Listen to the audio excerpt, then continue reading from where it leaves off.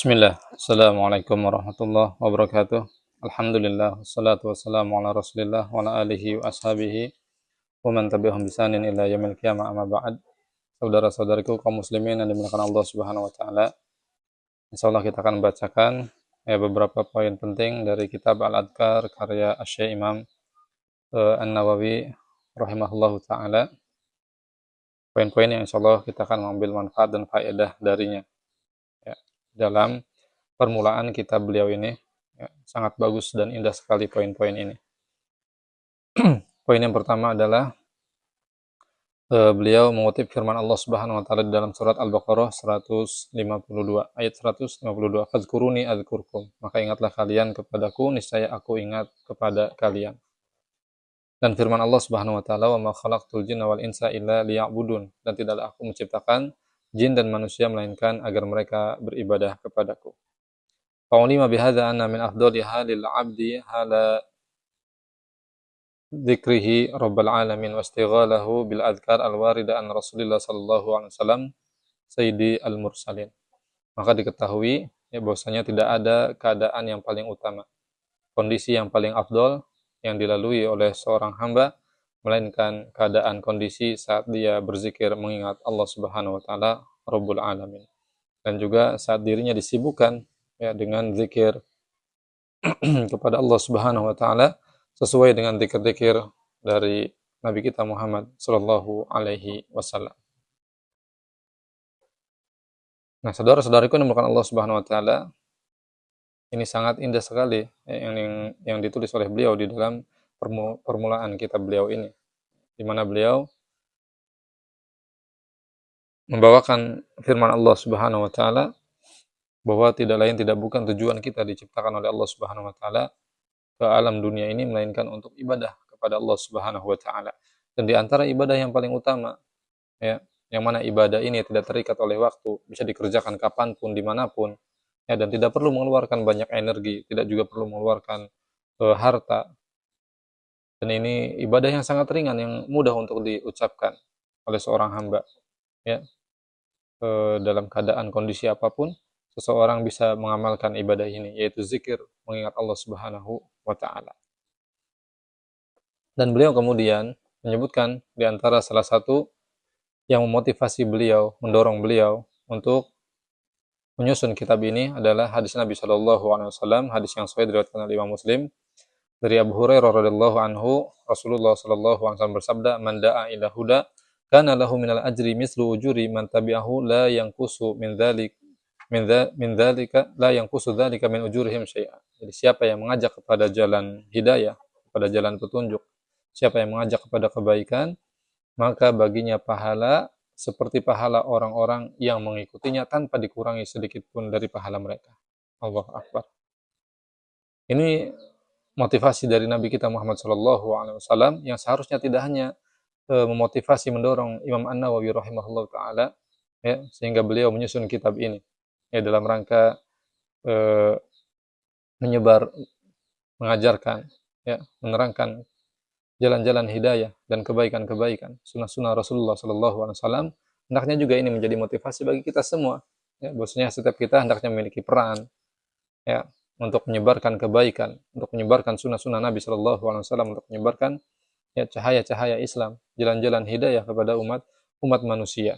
Karena ketika kita melakukan hal ini, maka kita akan mendapatkan pahala dari siapa saja yang kemudian mereka terpengaruh dengan ajakan baik kita, ajakan positif kita, maka kita akan mendapatkan pahala yang besar di sisi Allah Subhanahu wa taala.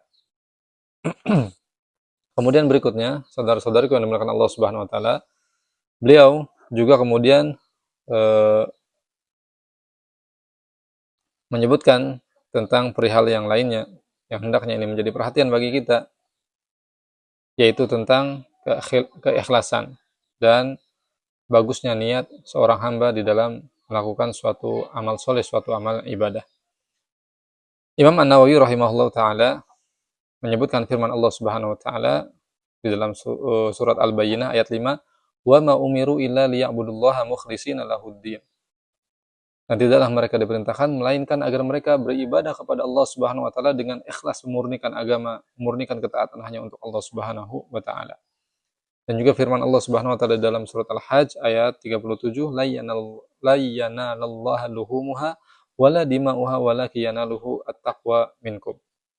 Jadi tidak akan sampai kepada Allah daging hewan kurban itu, darah hewan kurban itu. Tetapi yang sampai kepada Allah Subhanahu wa taala adalah ketakwaan dari kalian.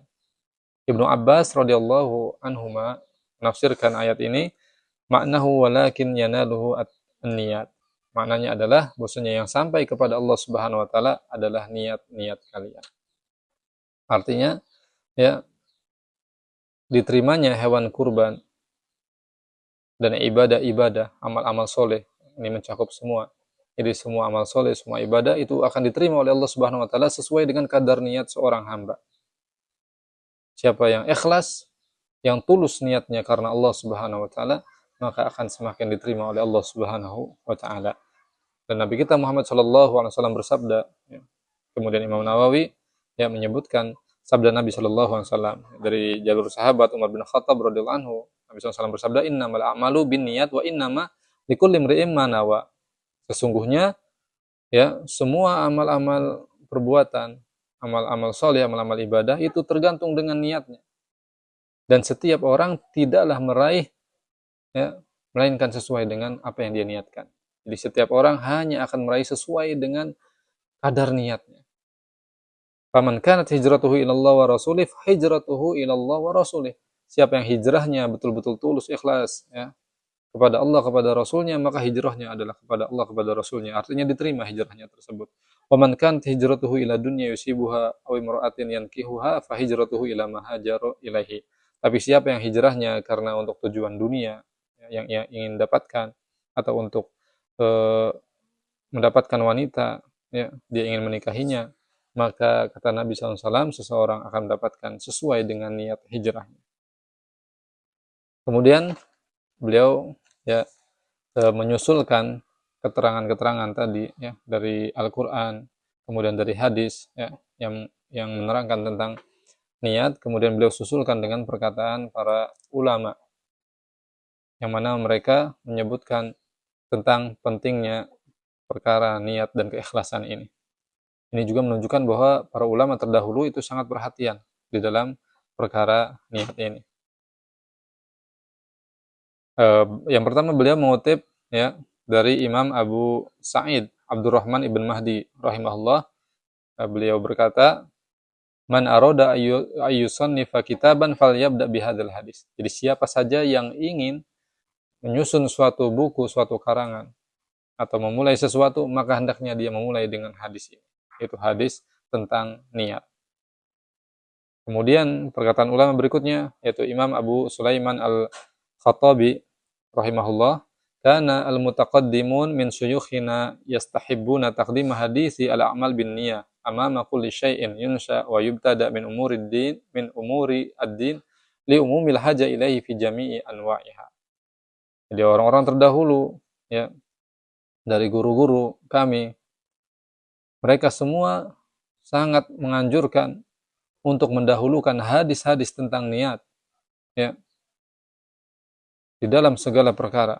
Jadi sebelum membahas perkara-perkara yang lain, maka yang dikedepankan adalah perkara-perkara niat. Jadi didahulukan penyebutan hadis-hadis tentang niat ya, supaya seseorang itu betul-betul yang menjadi pusat perhatiannya sebelum melakukan suatu amal soleh, amal ibadah adalah niatnya. Apalagi terkait dengan urusan agama, ya, urusan ibadah kepada Allah Subhanahu wa taala, ya karena ini sangat dibutuhkan sekali di dalam semua jenis, semua macam ibadah, amal soleh dan amal perbuatan. Dan juga berikutnya, wa balaghana an Ibnu Abbas radhiyallahu anhu annahu qala, juga Abdullah bin Abbas ya pernah berkata, innama yuhfazu ar-rajulu ala qadri niyatihi. Sesungguhnya seseorang itu akan terpelihara, akan terjaga sesuai dengan kadar niatnya. Dan juga perkataan yang lainnya, innama yu'tan nas ala qadri niyatihim. Dan sesungguhnya manusia itu akan diberikan oleh Allah Subhanahu wa taala sesuai dengan kadar niatnya. Jadi seseorang itu akan diberikan ya oleh Allah Subhanahu wa taala karunia, nikmat itu sesuai dengan kadar niatnya.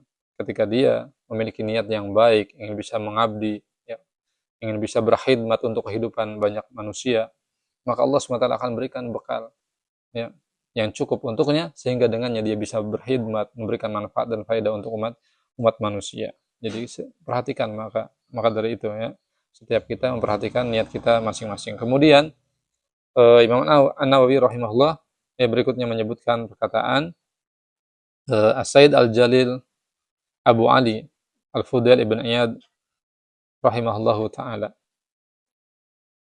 yang mengatakan tarkul amal li ajli nasriya, meninggalkan amal, ya, demi manusia, karena manusia, maka itu adalah riya.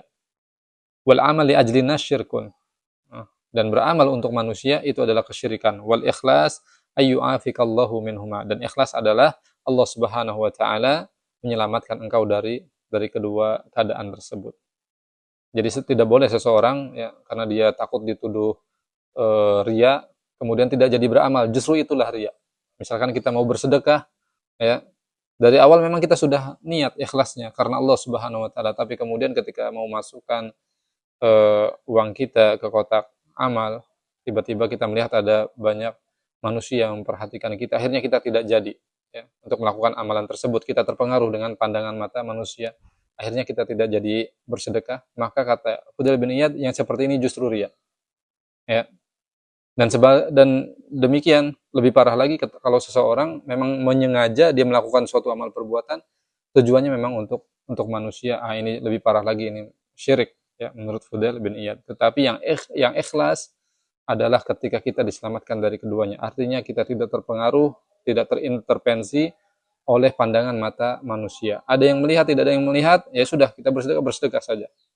Karena dari awal memang tujuan kita ikhlas, niat kita untuk Allah Subhanahu wa taala. Kemudian yang berikutnya Hudzaifah Al-Mar'ashi, ya, beliau mengutip dari Hudzaifah Al-Mar'ashi rahimahullah, yang mengatakan ikhlas antastawi af'alul abdi fi dzahir wal batin. Ikhlas itu adalah, ya, ketika seorang hamba itu sama saja amalannya, baik di dalam keadaan nampak maupun dalam keadaan tersembunyi. Artinya dia seimbang, ya. Zahir dan batinnya itu sama. Itu ciri-ciri orang yang ikhlas. Dan banyak lagi yang lainnya, insya Allah mungkin kita akan lanjutkan pada perjumpaan berikutnya. Ya, ini kitab yang sangat bagus sekali, Al-Adhkar. Di awal saja sudah menggugah, ya, hati kita, kesadaran kita. Apalagi kalau kita baca lembar-lembar berikutnya, maka mudah-mudahan ini menjadi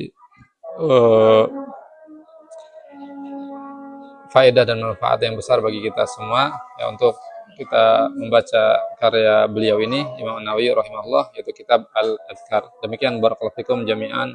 Wassallallahu ala nabiyina Muhammad walhamdulillah. Wassalamualaikum warahmatullahi wabarakatuh.